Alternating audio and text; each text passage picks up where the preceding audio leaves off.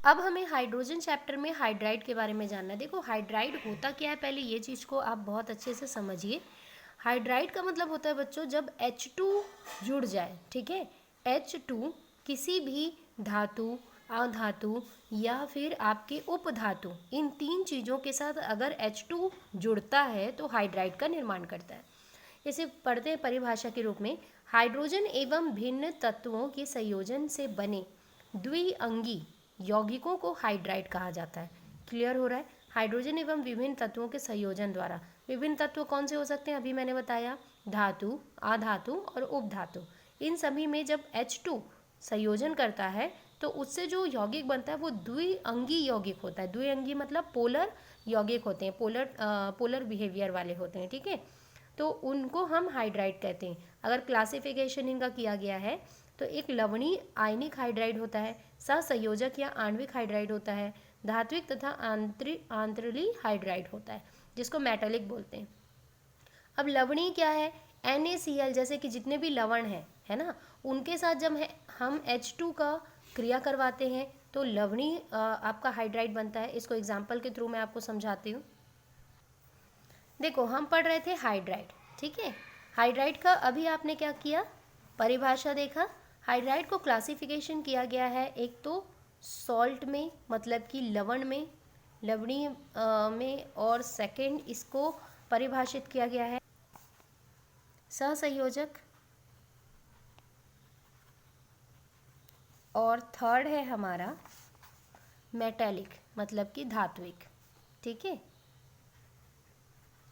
तो अब देखो सॉल्ट मतलब कि जब हमारा NaCl के साथ कोई भी लवण ले लो, ज़रूरी नहीं NaCl आप ले रहे हो, मैग्नीशियम क्लोराइड भी ले सकते हो, जिंक क्लोराइड भी ले सकते हो। तो जितने भी आपके लवण हैं उनकी क्रिया जब हम H2 से करवाते हैं तो आपका क्या होता है, इस H2 को मैं ऐसे लिख सकती हूँ, एक H है ना यहाँ जाकर जुड़ जाएगा और एक H Cl से जुड़ेगा, तो NaH मतलब सोडियम का हाइड्राइड बना, और यहाँ पे क्लोराइड हाइड्राइड बना, मतलब ये HCl अम्ल बना और ये हाइड्राइड बना, मतलब कि क्षार पे दिखाई दे रहा है, ठीक है। तो लवण के साथ भी हम क्या करते हैं, लवण के भी हाइड्राइड होते हैं। लवण से जब हम क्रिया करवाते हैं H2 का तो हमें क्षार प्राप्त या हाइड्राइड प्राप्त होता है, जो धातु के हाइड्राइड होते हैं। क्लियर हो रहा है? सेकंड सहसंयोजक की बात करें तो सहसंयोजक जिसमें कि इलेक्ट्रॉन का क्या होता है, साझेदारी होता है। इलेक्ट्रॉन का साझेदारी होता है। इलेक्ट्रॉन पर्टिकुलर किसी एक पर्सन को नहीं मिलता, वो बस क्या करते हैं, साझेदारी करते हैं, पार्टनरशिप में वर्क करते हैं। इसको आप पहले भी पढ़ चुके हो, कोवैलेंट बॉन्ड क्या होता है। तो इसके एग्जाम्पल हम देखते हैं। जब हम कार्बन, ठीक है, जब हम कार्बन की क्रिया H4 से करवाते हैं, ठीक है, या तो मैं इसे ऐसे लिख सकती हूँ, जब हम कार्बन की क्रिया 2 मोल के डाई हाइड्रोजन से करवाती हूँ तो आपको क्या मिलता है, CH4 मिलता है, मीथेन मिलता है, ठीक है। अब मीथेन आपको मालूम है कि कार्बन क्या है, 4 संयोजकता रखता है और 4 इलेक्ट्रॉनों की साझेदारी कर वो बंध बनाता है, ठीक है। जैसे जल है, इसमें जल भी है, तो ऑक्सीजन और H, ठीक है। H2 की क्रिया जब मैं ऑक्सीजन से करवाऊंगी तो एक ऑक्सीजन 2 हाइड्रोजन से जुड़ जाते हैं, ठीक है। एक एक इलेक्ट्रॉन ऑक्सीजन अपना देता है, हाइड्रोजन अपना देता है, तो ये पार्टनरशिप में वर्क करते हैं और H2 का निर्माण होता है, H2O का निर्माण होता है, ठीक है। तो ये सारे जितने भी हाइड्राइड बन रहे हैं, जैसे ऑक्सीजन का हाइड्राइड बना है ना, कार्बन का हाइड्राइड बना तो हम इसको हाइड्रोकार्बन बोले, ठीक है। ऑक्सीजन का हाइड्राइड बना, हम उसको वाटर बोल रहे हैं, तो ये हो गया कोवैलेंट। अब आते हैं मेटालिक पे। मेटालिक जो आपके हाइड्राइड होते हैं, इसका मतलब होता है बच्चों कि धातु से क्रिया करवाना। कोई भी धातु ले लो, एल्यूमिनियम है, ठीक है, आपका पोटेशियम है, सोडियम है, लिथियम है, इन सभी की क्रिया आपको किससे करवानी है, H2 से करवानी है, और ये आपका हाइड्राइड फॉर्म करेगा। AlH2 हाइड्राइड बना, ठीक है, KH2 सेम चीज़ है। तो ये सभी जो बने ये क्या बने, धातु के हाइड्राइड। तो यही चीज़ आपको बोलना चाह रहा है। हालांकि ये 2 मार्क्स के पूछे जाते हैं, इंपॉर्टेंट क्वेश्चन है, हाइड्राइड क्या है, इस चीज़ को ध्यान दो। तो इसकी परिभाषा बहुत सिंपल है, हाइड्रोजन एवं विभिन्न भिन्न तत्वों, हाइड्रोजन एवं भिन्न तत्वों के संयोजन से बने द्विगंशी यौगिकों को हाइड्राइड कहते हैं। यहाँ तक क्लियर हो गया। अब हम पढ़ेंगे आगे जल के बारे में। वाटर के बारे में जाने तो जल की सबसे पहली जो खोज हुई थी, जल के बारे में बताया था मैक्यूर ने 1776 में, और बाद में लेवेंजियर ने इसे अणुसूत्र दिया, H2O का नाम दिया, जो 1783 में दिया। ठीक है, तो याद रखना इम्पॉर्टेंट है, मैक्यूर जिन्होंने डिस्कवर किया था वाटर को, उन्होंने ये बताया था जब डाईहाइड्रोजन ऑक्सीजन से क्रिया करता है तो एक विशेष प्रकार के मतलब द्रव्य का निर्माण करता है, और इस द्रव्य को जल कहते हैं। बाद में इसके अणुसूत्र को लेवेंजियर ने दिया 1783 में। ठीक है, तो अगर अणुसूत्र का मतलब जल का H2O का संरचना देखें, स्ट्रक्चर देखें तो स्ट्रक्चर बहुत सेम है। स्ट्रक्चर अगर देखें तो ये जो क्रिया होती है, आपने हाइब्रिडाइजेशन अभी अच्छे से मतलब उस चैप्टर को अभी किया नहीं है, तो अभी आपको हाइब्रिडाइजेशन समझ नहीं आएगा, लेकिन अभी फ़िलहाल इतना जान लीजिए कि ये sp संकरित अवस्था होती है, sp3 संकरित अवस्था होती है। जब इस अध्याय के बाद हम उस अध्याय को पढ़ेंगे तो आपको ईजिली समझ आ जाएगा। तो यहाँ पे आकार की बात करते हैं, संकरण की बात करेंगे, कोण की बात करेंगे, और यहाँ पर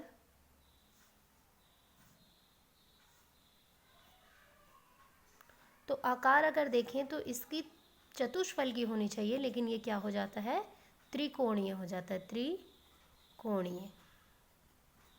चतुष्फलकीय ना होकर त्रिकोणीय होता है, क्यों होता है, वेस्पर थ्योरी के कारण।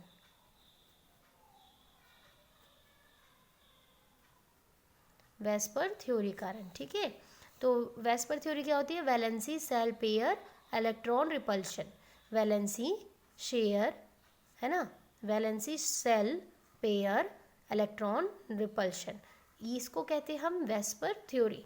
तो आकार चतुष्फलकी होने की वजह से होना चाहिए, लेकिन ये त्रिकोणीय होती है। संकरण अगर देखें तो इसकी संकरण होती है sp3 संकरित अवस्था। कोण क्या होता है, 107 होना चाहिए, लेकिन वेस्पर के कारण क्या हो जाता है, ये 104 डिग्री, ये 0.5 सेकेंड पे होता है। ठीक है, क्लियर हो रहा है। एंगल 107 होना चाहिए, लेकिन 107 नहीं होता। ठीक है, तो यहाँ पे कई बार ऐसा होता है कि 109 होना चाहिए और 107 पे बनता है। अगर 107 है तो 104 पे बनता है। वेस्पर थ्योरी के अकॉर्डिंग वो आपके कोण क्या है, कोण के एंगल कम होते जाते हैं। अब देखें इसकी संरचना को, तो ऑक्सीजन 3 क्या कहलाता है, अयुग्मित इलेक्ट्रॉन के कक्षकों को दर्शाता है। तो इस तरीके से हमारा H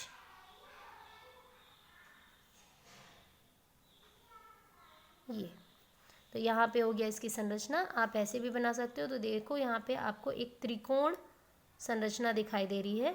ये त्रिकोण संरचना का जो एंगल है वो आपका 104 पर है। ठीक है, तो ये स्ट्रक्चर इंपॉर्टेंट है, स्ट्रक्चर को देता है। आप पॉइंट में भी लिख सकते हो कि इसकी आकार चतुष्फलकी ना होकर त्रिकोणीय हो जाती है, क्योंकि वेस्पर थ्योरी यूज़ होता है। ठीक है, वेस्पर थ्योरी के कारण संकरण इसका sp3 होता है। कोण 107 होने के बजाय 104 पे आ जाता है, क्योंकि वेस्पर बल का प्रयोग होता है। तो संरचना इस तरीके से बना सकते हो, और अगर रेखीय चित्रण बनाना है तो इस तरीके से आप रेखीय चित्रण बना सकते हो और यहाँ पे एंगल दे सकते हो। याद रखना दोनों H ऑक्सीजन से कौन से बंध से जुड़े होते हैं, सिग्मा बंध द्वारा जुड़े होते हैं। याद रखना सिग्मा बंध द्वारा एक दूसरे से जुड़े होते हैं। तो बंध का भी आपको ध्यान में रखना है कि 2 बंध बनते हैं जिसमें सिग्मा बंध बनते हैं। ठीक है, तो अब देखते हैं कुछ और इसके बेसिक चीज़ों को। तो देखो आपने जल में अभी क्या पढ़ा, हमने हिस्ट्री पढ़ा, जिसको मैक्यू ने सबसे पहले इसे यौगिक के रूप में प्रमाणित किया था। कैवेंडिश ने इसे क्या किया था, अणुसूत्र दिया था। कैवेंडिश ने हाइड्रोजन और ऑक्सीजन के यौगिकों को बताया था 1781 में। और लेवेंजियर ने क्या किया था, अणुसूत्र दिया था। इंपॉर्टेंट कौन है, मैक्यूर एंड लेवेंजियर, उन्होंने H2O का नाम दिया था। ठीक है, तो अब हमें देखते हैं कि यहाँ पे हमने संरचना देखी। संरचना क्या था, संरचना हमारा sp3 संकरित अवस्था होती है। ये जो है ऑक्सीजन के 2 अर्धपूर्ण आंशिक पूर्ण होते हैं sp3। बस ये जानिए sp3 संकरित अवस्था होती है। इसको आप अध्याय 5 में पढ़ोगे। जब ये अध्याय खत्म हो जाएगा तो आपका वही अध्याय चालू होगा जिसमें आप संकरण पढ़ने वाले हो। ठीक है, तो 2 हाइड्रोजन परमाणु से जुड़ा हुआ होता है, तो sp3 संकरित अवस्था कहते हैं। अब इस तरह ऑक्सीजन परमाणु 4 इलेक्ट्रॉनों से घिरा हुआ होता है। ठीक है, इसकी आकृति चतुष्फलक की होनी चाहिए, लेकिन क्या होता है, इस पे जो प्रतिकर्षण लगता है VSEPR, valency shell electron pair repulsion, मैंने अभी ये बताया हुआ था। तो valency shell pair valency shell electron pair repulsion होता क्या है, इसको भी आप 5वें अध्याय में पढ़ोगे। ठीक है, ये एक तरह का प्रतिकर्षण प्रक्रिया होती है जिसमें एक सेल के कारण होता है, सेल में एक इलेक्ट्रॉन एकांकी इलेक्ट्रॉन उत्पन्न होते हैं जिसकी वजह से इसमें प्रतिकर्षण की प्रक्रिया होती है। वेस्पर सिद्धांत के अनुसार एकांकी युग्म या एकांकी युग्म के प्रतिकर्षण को मात्र बंध युग्म के तुलना में अधिक प्रबल माना गया है। ठीक है, इसका जो प्रतिकर्षण होता है वो जो बंध होते हैं उसकी तुलना में बहुत अधिक होता है। अब देखो, जैसे आकार में चतुष्फलक के बंध होता है 109 से 107 और ये वी आकार की आकृति होनी चाहिए, लेकिन वेस्पर के कारण इसका कोण क्या हो जाता है 104.5 सेकंड का। ठीक है, और जल में OH की जो बंध की लंबाई होती है वो ध्यान में रखना 95.7 पिकोमीटर होता है। ठीक है, अब देखो एकांकी इलेक्ट्रॉन युग्म यहाँ पर भी हैं 2 और बंधीय युग्म यहाँ पर बंधीय युग्म है। ठीक है, तो 104 पर ये बन जाता है। ऑक्सीजन के जो एक्स्ट्रा इलेक्ट्रॉन ऑर्बिटल पे हैं वो इस तरीके से बाहर दिखाई देते हैं। तो ये हो गया स्ट्रक्चर, ये तीनों स्ट्रक्चर में 2 स्ट्रक्चर बनाना कंपलसरी है। ठीक है, अब ये ध्रुवी होते हैं, ध्रुवी का मतलब होता है बेटा इधर जो जुड़े हुए हैं वो इधर जो है वो पॉजिटिव चार्ज वाले, इधर नेगेटिव चार्ज वाले, तो ये ध्रुवी हो जाते हैं। ठीक है, अब जानते हैं कि जल का अणुपुंज क्या होता है, बहुत इंपॉर्टेंट क्वेश्चन है, ये पुंज पूछता है। देखो जल का अणुपुंज क्या होता है, ये जल है O, ये दोनों हाइड्रोजन से जुड़े। अब ये जो आपको बिंदु वाले बंध दिखाई दे रहे हैं डॉट वाले, वो डॉट होते हैं वेंडर बॉल के बंध, मतलब ये बहुत दुर्बल बंध होते हैं जो दूसरे, अब ये ऑक्सीजन क्या कर रहा है इन दोनों से जुड़ा है और ये दूर कहीं हाइड्रोजन को भी आकर्षित कर रहा है कि मेरे पास हाइड्रोजन नहीं है तुम मुझसे जुड़ जाओ। ये एक उसको क्या कर रहा है, विचलित कर रहा है, धोखा दे रहा है कि भैया मेरे पास हाइड्रोजन नहीं है आप आ जाओ, और ये एक दुर्बल बंध आकर्षण बंध बना देता है। ठीक है, बाकी इन दोनों से क्या किया है वो प्रबल बंध बना के रखा है। वैसे ये ऑक्सीजन क्या कर रहा है, ये इन दोनों हाइड्रोजन से जुड़ा है लेकिन वो दूर किसी अन्य हाइड्रोजन को आकर्षित कर रहा है।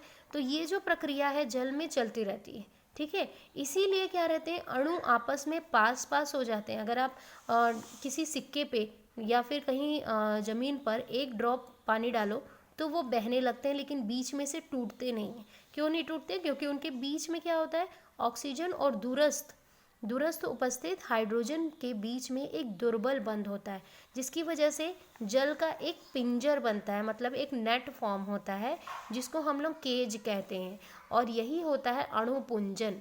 क्लियर हो रहा है, अणुपुंजन बहुत इंपॉर्टेंट है, ये पूछता है, ये स्ट्रक्चर है आपका, ये देखो याद रखना। ऑक्सीजन 2 प्रबल बंध बनाता है हाइड्रोजन से और तथा दूरस्थ हाइड्रोजन से एक दुर्बल बंध द्वारा जुड़ा हुआ होता है, और इस वजह से वह बहुत सारे मतलब जो जल के अणु होते हैं, बहुत सारे जल के अणु आपस में इसी प्रकार से जुड़े हुए होते हैं। ठीक है, संयोजित बने होते हैं जिसको हम लोग पुंजन कहते हैं या पुंजन की प्रक्रिया कहते हैं। तो यहाँ पे ये चीज़ क्लियर हुआ। नेक्स्ट टॉपिक पे चलते हैं। जल के भौतिक गुण मोस्ट इम्पॉर्टेंट है। कमरे के ताप पर जल रंगहीन, गंधहीन और स्वादहीन होता है।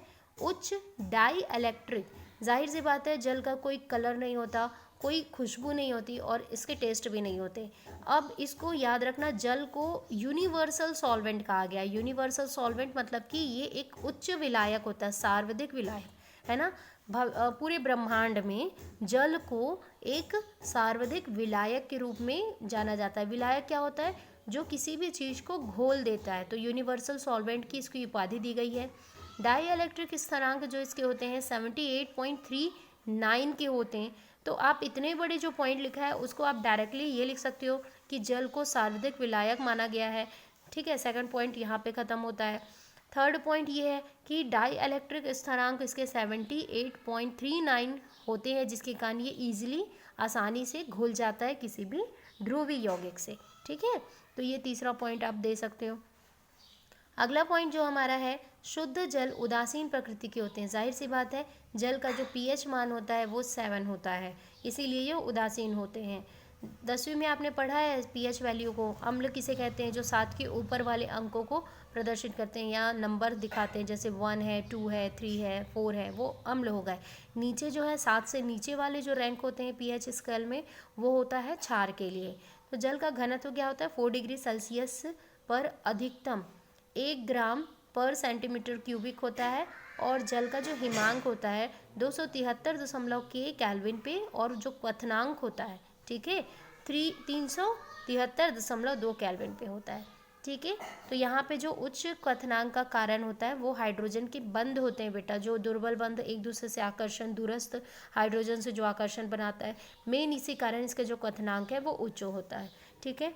तो ये सारी चीज़ इंपॉर्टेंट ध्यान में रखना। यहाँ पे आपको एक चार्ट दिया हुआ है, इसमें से भी आपको कुछ वैल्यू अगर इंपॉर्टेंट लगती है, हालांकि ये सारी वैल्यू आपको दे दिया गया है, एक भारी जल का दिया है, एक थोरियम, मतलब कि आपको हाइड्रोजन के तीनों रूप से दिया हुआ है, ठीक है, तीनों रूप के ऑक्साइड दिए हैं। पहले है प्रोटेनियम, प्रोटेनियम ऑक्साइड, ड्यूटेरियम ऑक्साइड और ट्राइटियम ऑक्साइड, ठीक है। मैंने आपको पहले ही बताया हुआ था कि हाइड्रोजन के 3 अपर रूप होते हैं, जब वो ऑक्साइड बनाएंगे तो इस तरीके से बनाएंगे। प्रोटीनियम अगर ऑक्साइड बनाता है तो H2O बनता है, ड्यूटेरियम अगर ऑक्साइड बनाता है तो भारी जल बनता है, और ट्राइट्रियम ऑक्साइड बनाता है तो ट्राइट्रियम ऑक्साइड बनता है।